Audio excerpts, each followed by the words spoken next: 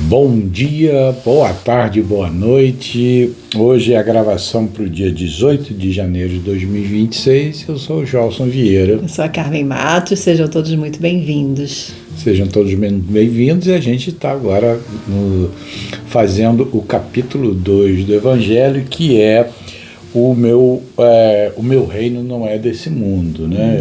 É uma passagem de Jesus em que ele está passando pelo processo de que Pilatos está avaliando que os judeus tinham levado Jesus para ser julgado por eles, e numa conversa Jesus disse a Pilatos que o reino dele não era desse mundo, fazendo entender, quer dizer, ele não tinha entendido, Pilatos não entendeu que esse reino de Deus estava dentro de nós, dentro de cada um. E é isso que a gente vai falar um pouquinho hoje.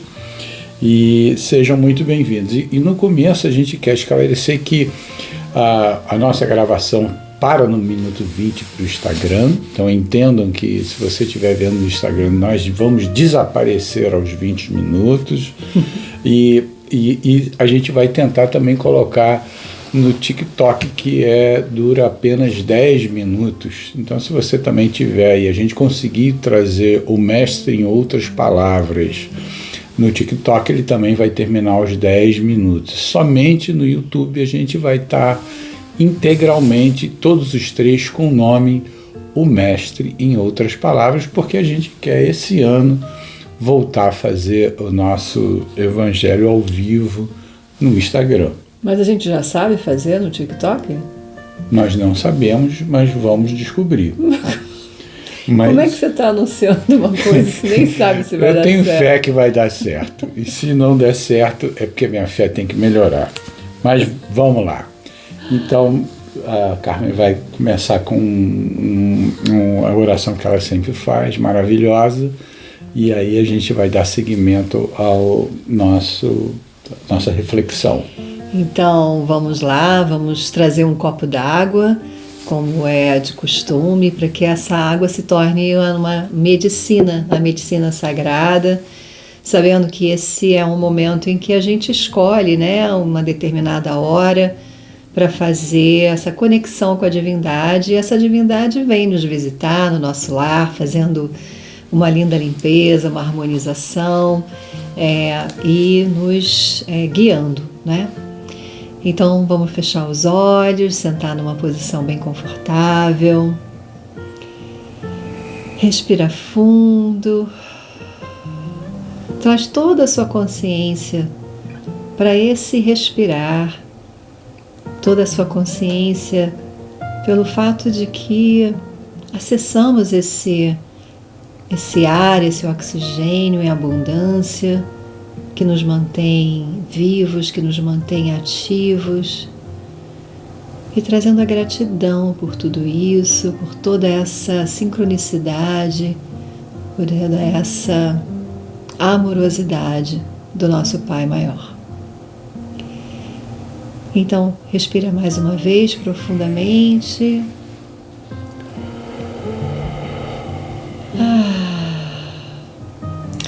Senhor Jesus, Mestre do amor e da verdade, quando dissestes que teu reino não é deste mundo, foi um convite a despertarmos a nossa consciência. Hoje compreendemos que falavas de um reino que não se sustenta no poder, no ego, na matéria, mas na frequência do amor, na vibração da justiça, na paz que nasce de dentro para fora. Que possamos entender, Senhor, que o mundo material é escola, é campo de experiências, mas não é o destino final da alma.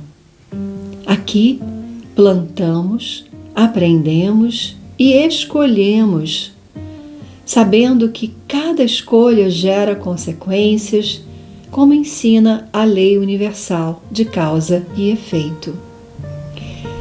Nos ajude a lembrar que não somos apenas corpos vivendo uma vida, mas espíritos eternos vivendo uma experiência humana. Que nossas decisões não sejam guiadas apenas pelo medo, pela pressa ou pelas ilusões do ter que, mas alinhadas ao propósito maior do ser. Que saibamos usar os bens da terra sem nos aprisionar a eles, exercer responsabilidades sem nos perder nelas, viver no mundo sem nos tornar reféns do mundo. E que cada atitude nossa esteja em sintonia com a lei do amor, com a lei da harmonia, com a lei da evolução que nos chama a crescer.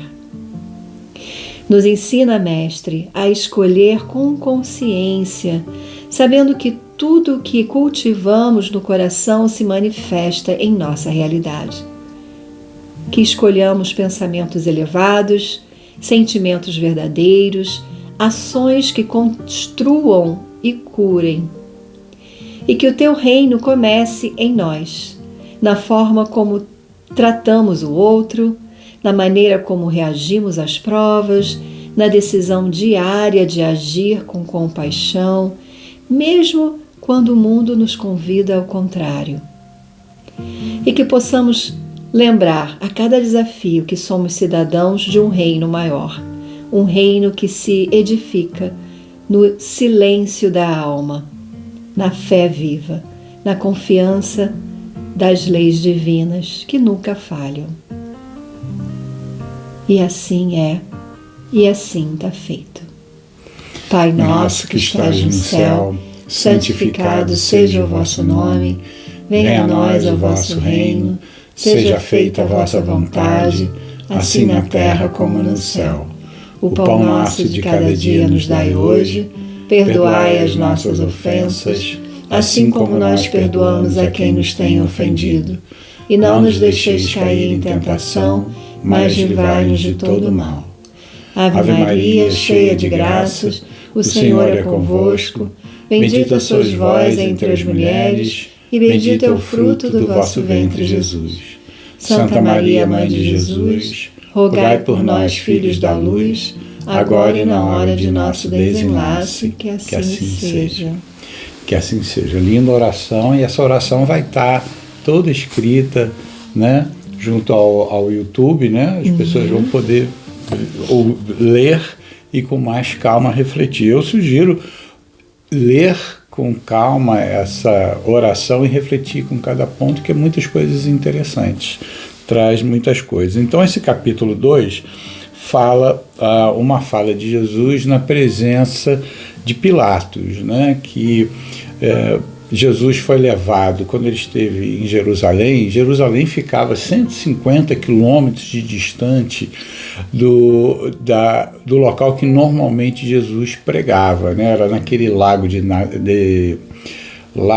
esqueci o nome, né? Era perto de... Está me faltando todos os nomes que Jesus pregava, mas ficava a 150 quilômetros de distância, que eram quase 6 dias caminhando de onde Jesus normalmente estava, né, pregando. E aí existia naquele momento uma manipulação dos líderes judeus para que Jesus fosse condenado, porque ele vinha trazer todo uma nova entendimento da religiosidade que era pregada até então. Ali existia um ritualismo muito grande e não um trabalho interno de renovação.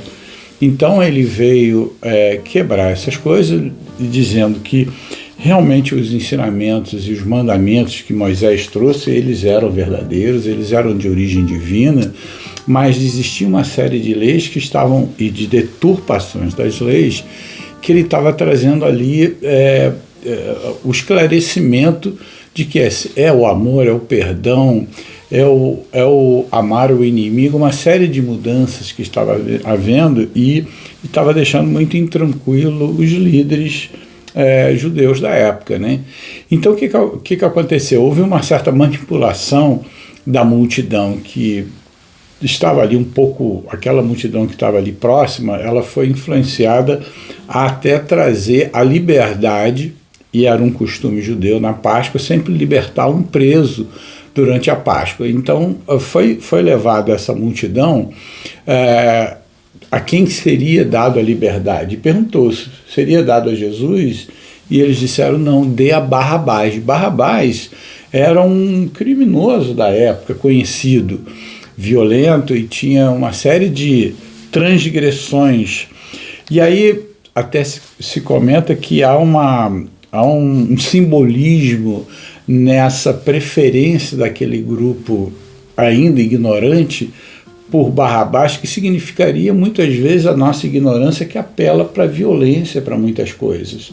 Então era uma reflexão, uma maneira de ver aquilo como um ensinamento também. Então, a opção por uma situação de violência, de resultado rápido, ao invés de escolher a Jesus, que vai ser um trabalho longo, interno e tal. Então, quando Pilatos diz, és o rei dos judeus, Jesus disse, o meu reino não é desse mundo.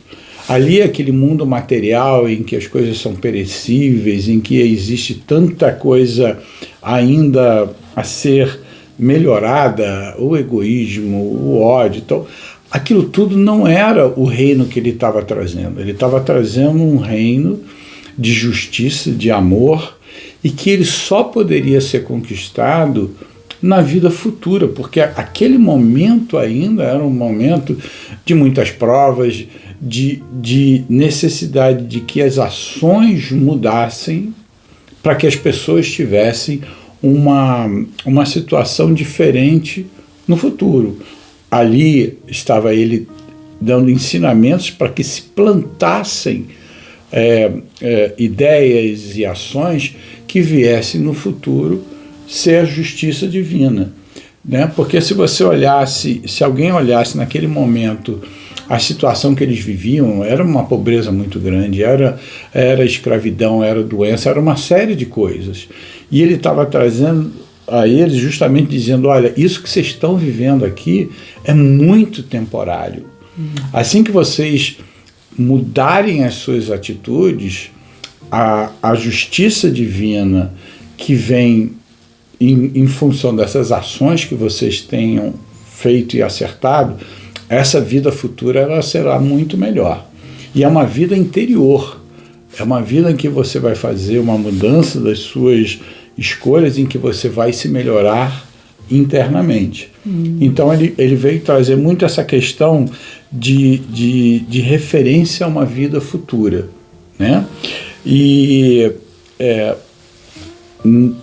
com a leitura do Livro dos Espíritos, a gente tem a testemunha ocular dos espíritos, quer dizer, a comunicação toda que se recebe e que se auxilia à elaboração desse Evangelho segundo o Espiritismo é justamente a perspectiva que traz o mundo espiritual dessa vida futura. Eles estão do outro lado da vida, percebendo muito o que é levado das ações nesse mundo corpóreo, as ações que se refletem nesse mundo espiritual. Então, os próprios espíritos que já têm essa percepção da evolução e das consequências dos atos, sejam eles bons ou ruins, ele está trazendo justamente esses espíritos a ideia dessa justiça, desse amor divino, que, uma vez que a gente age de forma adequada, esse futuro é muito melhor. Você tem alguma coisa para trazer aqui? Não. Não? Está indo bem. Né? E então Jesus se refere muito à vida futura, e essa questão do ponto de vista, existe uma parte desse capítulo que é só referente ao ponto de vista, no sentido em que se convida nesse capítulo a olhar a vida do ponto de vista em que tudo que se passa nesse momento, ele é pelo nome passageiros.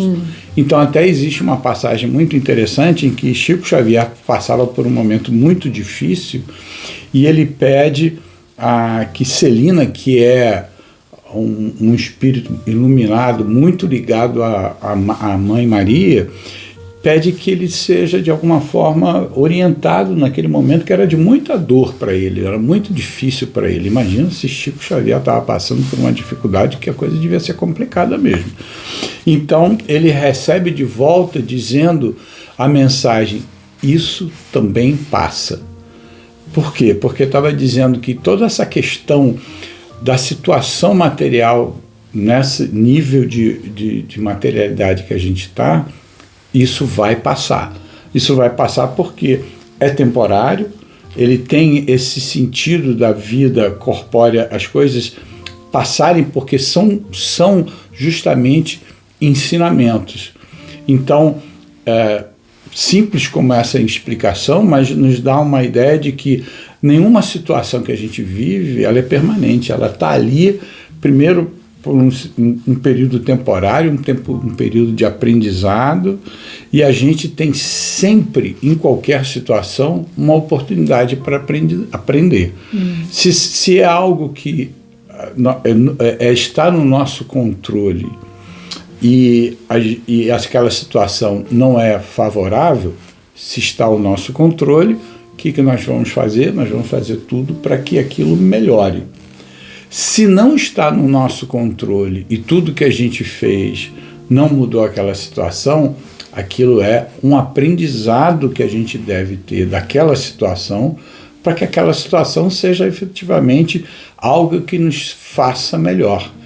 E nessa justiça divina, sempre alguma coisa acontece para a gente, para que a gente seja melhor e aprenda e passa por esse processo de evolução. Então, nenhuma situação que a gente vive, ela é inútil, ela não apresenta nenhuma utilidade. Ela se torna inútil na medida que a gente não entende o que aquilo está nos transmitindo, o que aquilo quer nos ensinar. Então, por isso, quando a gente muda o nosso ponto de vista e descobre o que essa situação está querendo me dizer ao meu espírito eterno, porque esse aprendizado, ele é sempre voltado para que o espírito eterno se melhore. Então, uma situação que você esteja vivendo, uma situação com uma pessoa difícil, uma situação de saúde difícil, uma situação financeira difícil, qualquer coisa que se apresente, você vai primeiro colocar todos os esforços para que aquilo melhore, no que seja na sua possibilidade, e aonde não pode ser possível, qual é a lição que isso tem para mim. Então é muito importante a gente estar aberto a essa questão de como a gente passa por uma situação crescendo, mudando o ponto de vista de aquilo ali está acontecendo sem nenhuma razão, isso aqui está dificultando a minha vida. Não, aquilo ali está me ensinando a viver melhor. Então essa é uma primeira grande lição que esse capítulo nos coloca. E tem uma outra parte que nos lembra que o Criador não condena esses gozos terrenos, esses momentos em que a gente aproveita do bem material que a gente pode usufruir. Não há uma condenação disso. Há uma reflexão sobre o abuso sobre isso, né? O quanto você entra num desequilíbrio para fazer daquela situação material você abusar dela. Então, a gente pode colocar isso em termos um pouco simples, né? Você pode dizer assim: eu quero um bem material, uma casa que seja enorme, né? Você diz, isso vai me fazer feliz.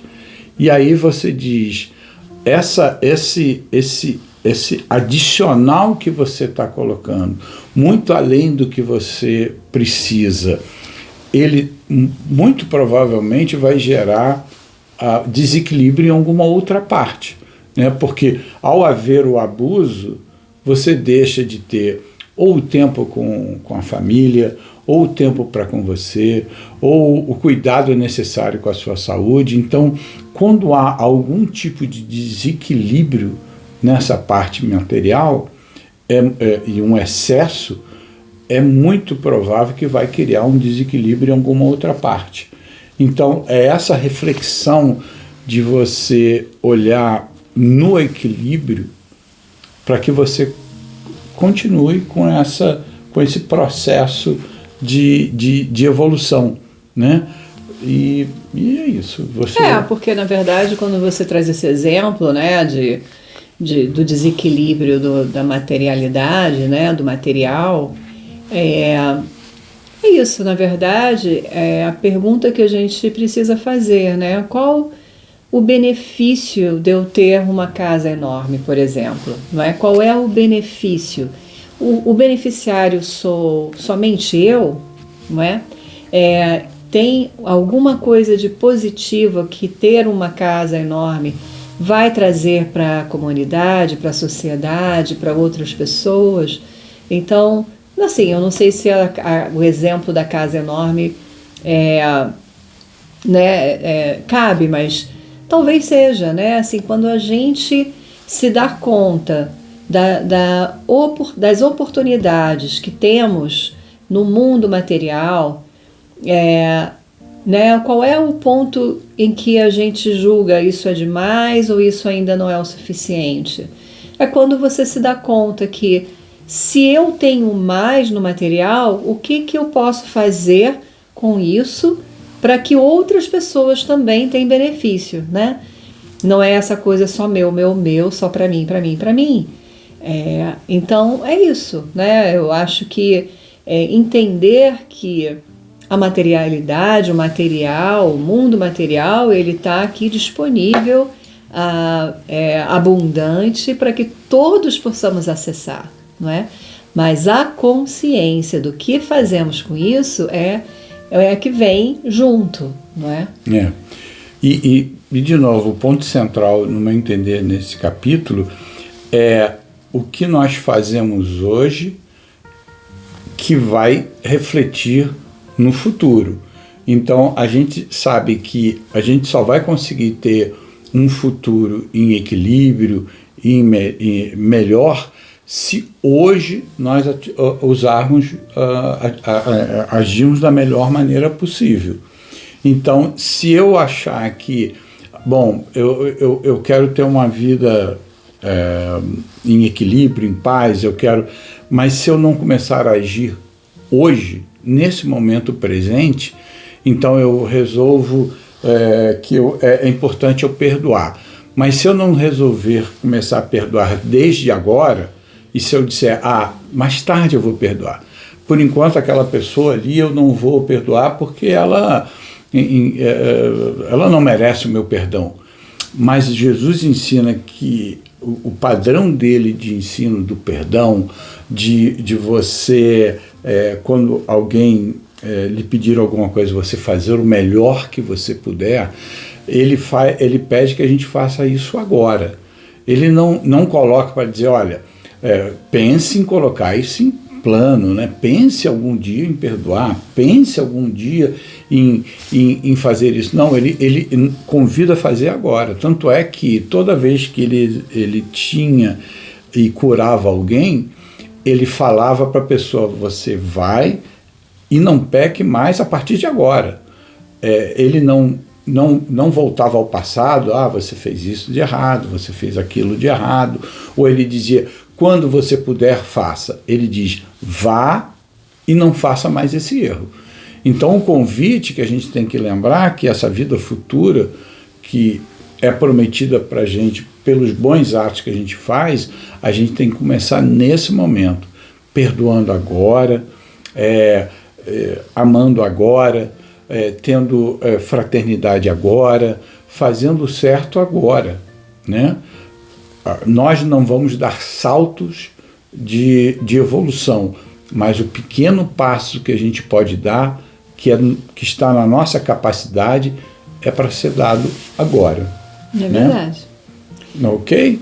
Então a gente para aqui, né? Você que está no YouTube está nos vendo, você que estava no Instagram não estava nos vendo, e a gente está tentando fazer com que a gente atinja e encontre mais pessoas para ouvir essa nossa reflexão. Tá então, bom? se você gostou, por favor, compartilhe com seus amigos, E a gente se vê então na semana que vem, no próximo domingo. Se Deus Beba quiser. sua água e tenha uma excelente semana.